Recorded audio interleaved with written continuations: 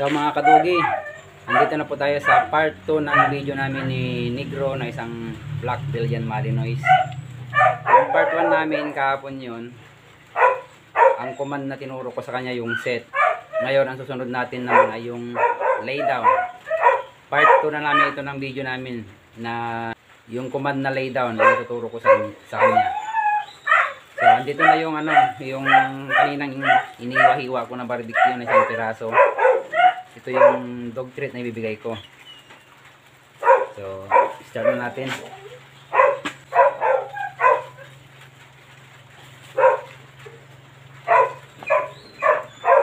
Bali, yung gagawin natin ngayon, dapat nakatali ulit siya para mas control yung pagtuturo natin sa kanya, hindi siya palakad-lakad. Pero may option po yun.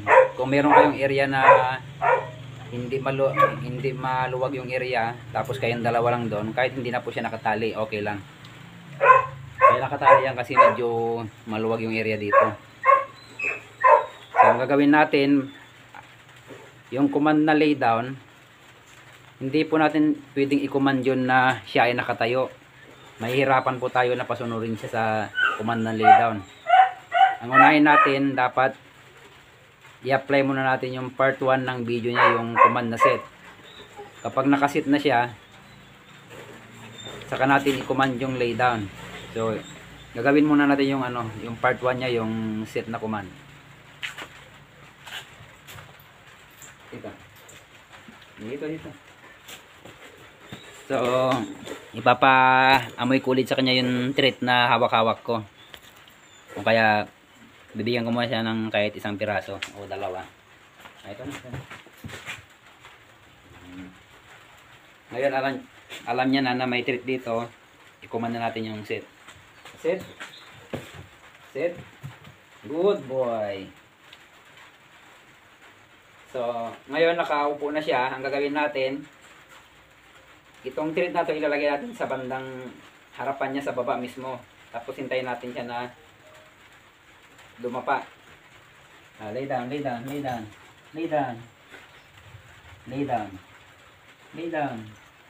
Dapat nakadikit yung dibdib niya sa Ngayon, ang gagawin natin, pwede natin tulungan siyang dumapa. Itutulak lang natin yung likod niya pababa. Para mas madali nating maituro yung lay down. Ito yung gagawin ko sa kanya. Sit muna ang mauna, set. Tapos, lay down. Good boy. Ayun, tinulungan ko siyang dumapa. Tinulak ko yung likod niya pababa. Ngayon, nung nag-lay down siya, nakadikit na yung dibdib niya. Saka ko ibibigay yung treat. So, ulitin natin. Sit muna bago yung lay down. Sit. Lay down. Good boy. Tapos yung pagdiin natin sa likod niya, sa una malakas ang pagkakadiin natin hanggang paunti ng paunti yung pagkakapress niya. Para habang tumatagal, kahit hindi mo na kailangang i-press, magli-lay down na siya. Sit. Lay down. Good boy. Basta dumapa na siya, yung buong katawan niya nakadapa, saka may bigay yung treat. Yung pagkakapress ko ngayon medyo gumana siya, hindi na tulad nung una na madiin. I-try natin na hindi ko na siya tutulak. Subukan lang natin kung susunod siya. Set. Lay down. Di ba hindi siya sumunod? Kaya kailangan ulit ng tulak. Lay down. Good boy. Ayan, yung kamay ko halos nakadikit na lang sa likod niya, hindi na tumutulak. Di tulad kanina na may kunting tulak. Sit muna, sit. Lay down. Good. Tingnan nyo, yung halos yun na lang dulo ng daliri ko yung nakadikit sa likod niya. I-try ko yung halos yung balahibo lang ito ang hawakan ko, hindi na yung katawan niya. Sit. Lay down. Di ba tumayo siya, bumangon siya. Ulitin nyo pag gano'n. Kasi mahirap talaga mag-lay down kung nakatayo siya. Dapat nakaupo. Lay down, lay down. Set. Lay down, lay down, lay down, lay down, lay down. Good boy. Ngayon, bibigyan ko siya ng dagdag na treat. Kahit dalawa. Gawin kong dalawa. Sit. Lay down. Lay down. Lay down. Good. Try ko yung sandaliri lang. Na pag ano ko sa likod niya. Diba saglit lang. Pero yung technique nun dapat nakaupo siya bago i-lay down. Kasi yung iba, siyempre hindi nga alam, nagkukumanda ng lay down kahit nakatayo, kaya mahirap talagang sumunod yung aso. Yun yung mga sinasabi kong detalyadong pamamaraan o pagtuturo ng training ng aso, mga sikreto. Sit. Lay down, good, very good, good boy. Tatlo ang binigay ko dahil hindi ko na siya hinawakan. Nag-lay down na siya. Kung napansin niyo yung huling command ko, 'di ba? Hindi pa lang dumadapo yung kamay ko, nag-lay down na siya. Kaya dinagdagan ko yung treat niya.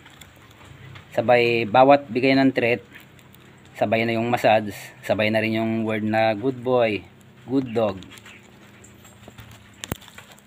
Para alam niya na kapag sinabi mong good dog, ay may pagkain na to. Kaya may massage na to. Try ko na hindi hawakan. Sit. Lay down, lay down, lay down. Good. Good. Di ba saglit lang ituro? Kung alam mo yung sekreto. Wait na, medyo madulas kasi. Kaya may kunin. So, papaubos ko na lang itong treat na to. Meron pa tayong 6 na treat. Ang susunod na video natin bukas ay yung sit pretty, o kasi yung sit pretty dapat nakasit din siya bago ikuman yung sit pretty. Lahat ng command na dapat nakaupo siya, yun ang ituturo natin. Pwedeng sit pretty, o pwedeng ano yung kapag nakalay down, pwede mo na siyang i-play dead eh. Pwede na ituruan ng play dead yung pag alam niya na mag-lay down. So, try natin, papaubos ko na lang ito. Hindi ko na siya hawakan kasi parang alam niya na kaagad eh. Sit. Pag alam niya na, 'di ba, ito yung kaninang hawak-hawak ko. Ito yung pinapaamoy ko. Ang gagawin mo naman, ito na dog treat, ilagay mo sa likod ng kamay mo. Itong isang kamay na walang dog treat, ang ituturo mo sa harapan niya. Para magli-lay down siya. Try natin kasi yung una, kailangan ito talaga para maamoy niya, ma-attract siya sa dog food, dadapa siya. Ngayong alam niya na konti, i-try natin. Pwede natin isingit yung mas advanced konti, yung wala ng treat, yung ituturo sa harapan niya, tapos dito tayo magbibigay ng treat sa kabila. Try natin. Sit. Lay down, lay down, lay down, lay down, lay down. Wala. I-try natin yung mayroong ano, dog treat. Sit. Lay down, lay down, lay down, lay down. Good. Kaya hindi siya sumusunod dito kasi maamoy kasi itong ano. Ito ang disadvantage ng treat na ito, yung maamoy siya. Kaya kahit itong tinuturo mo, naamoy niya sa kabila. Hindi niya pinapansin to kasi alam niyan nasa kabila yung dog treat. I-try ko ulit dito na ano, nandito yung treat sa harapan mismo. Set. Lay down, lay down. Set. Kapag tumayo siya, wag ituloy yung ano, lay down. Kailangan naka-sit siya. Sit muna. Lay down, lay down, lay down. Lay down, lay down. Good.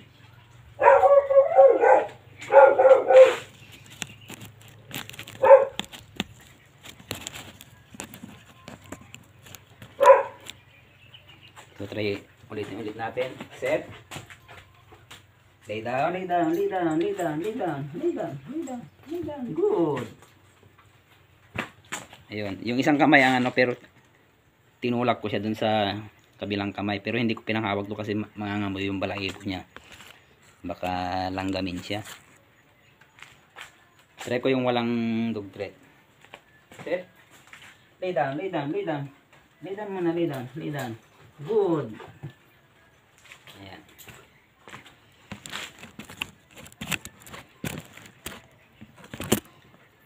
So, kung para hindi kayo mahirapan, i-try nyo muna yung ano, yung mismong dog treat ang iarok nyo sa harapan niya.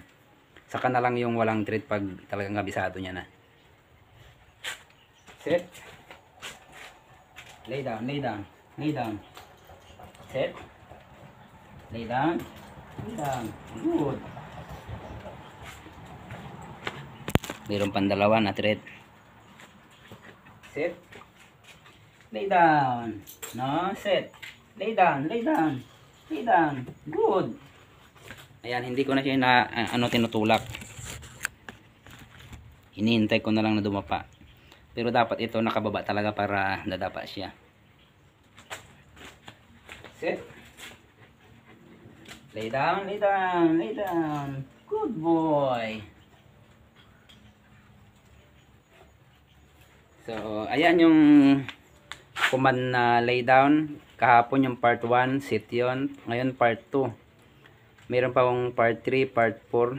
Kaya, pakiusap ko sa inyo, paki-subscribe at paki-click yung kampana natin dyan sa bandang baba para updated kayo sa mga susunod na video namin.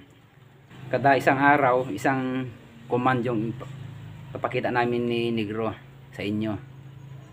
Ito wala tong edit, walang ano to, shortcut na pag-training, detalyado lahat, kaya mas madali nyong maituturo ito sa aso nyo. Lahat yung mga kung paano ituro yung aso natin na magbawas sa loob ng CR o saan nyo mang gusto siyang magbawas, ituturo ko po yon sa mga video na mga sumusunod na video namin.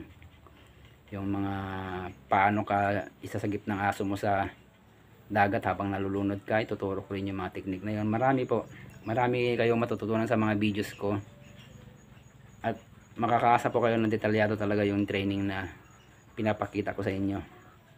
Yun, alam nyo na mag lay down.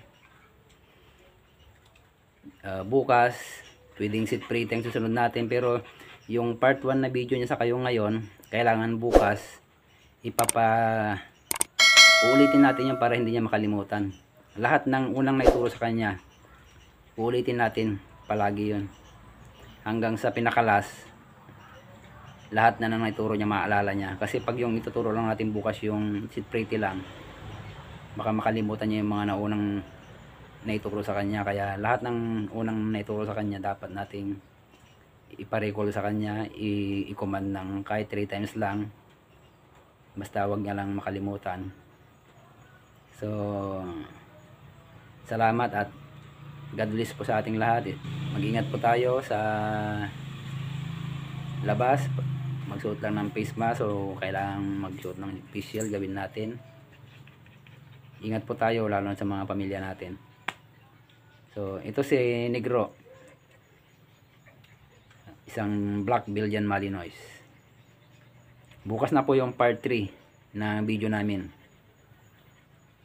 So maraming salamat. Subscribe na lang at paki-click na lang yung kampana natin yan para updated kayo sa mga video namin na ano. Hindi niyo makakaligtaan yung mga video namin once na nakapag-click kayo ng notification bell. Kusa siyang darating sa inyo. Walang treat, try ko na magpalidaw sa kanya, pero siyempre may amoy siya. Isipin niya may treat, pero i-try ko 3 times na lang para sa inyo. Sit. Lay down, lay down. Sit. Lay down, lay down, lay down. Good boy. Walang treat, ang gawin natin massage saka good boy o good dog. Massage na lang kasi walang treat nga. Ulitin pa natin 2 times. Sit. Lay down, lay down, lay down, lay down. Good. Very good. So, last na lang. Sit. Lay down. Good. Ayan. Nakita nyo naman nung una, hindi niya pa alam. Ngayon, alam niya na.